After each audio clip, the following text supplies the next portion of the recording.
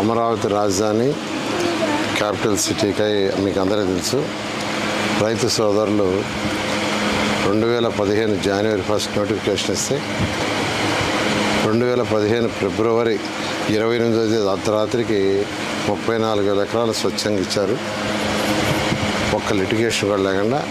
అయితే ఒక 3,400 ఎకరాల దాకా సుమారుగా ఆగిపోయింది. అయితే గత ప్రభుత్వం 5 సంవత్సరాల్లో 3 ముక్కలు ఆటాడి యాక్చువల్గా దాన్ని పక్కన పెట్టింది. మళ్ళీ ఈ ప్రభుత్వం వచ్చిన తర్వాత ముఖ్యమంత్రి గారు వెంటనే రాజధాని కడతామని చెప్పడం, దాని మీద యాక్చువల్గా వారి సూచనలు ఇవ్వటం, వారి సూచన మేరకు వారి ఆదేశాల మేరకు యాక్చువల్గా దీన్ని వేగవంతం చేస్తున్నాం. ఈ సమయంలో కొంతమంది రైతులు సార్ మాకు కొన్ని డౌట్స్ ఉన్నాయి, మీరు ఎవరైనా క్లారిఫై చేస్తే, మీ అధికారులు కానీ ఎవరైనా క్లారిఫై చేస్తే మేము ఇస్తామని ముందుకు వచ్చారు. నేను ఒకటే చెప్పాను, నేనే వస్తాను, మీకు ఏ డౌట్ ఉన్నా క్లారిఫై చేస్తానని. గత 3 రోజుల నుంచి యాక్చువల్గా ఇలా విలేజ్లో తిరుగుతున్నాను. దాదాపు నిన్నటికి 2 రోజులు తిరిగితే 17 ఎకరాలు ఇచ్చారు. ఈరోజు దాదాపు ఎన్ని ఎకరాలు మొత్తం టోటల్ 3 దగ్గర కలిసి ఇవాళ అది 3 లక్షలుగా ఇవాళ ఇస్తున్నారు ఈరోజు. దానికి కానీ ఇక్కడ రాయపూడిలో షేక్ మహబూబ్ సుబానీ 4 ఎకరాల 91 సెంట్లు ఇచ్చారు.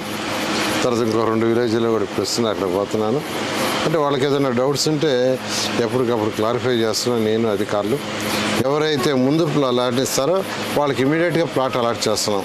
వాళ్ళే మిగిలిన ప్లాట్లు వాళ్ళకి ఇస్తున్నాం, వాళ్ళని సెలెక్ట్ చేసుకోమంటున్నాం.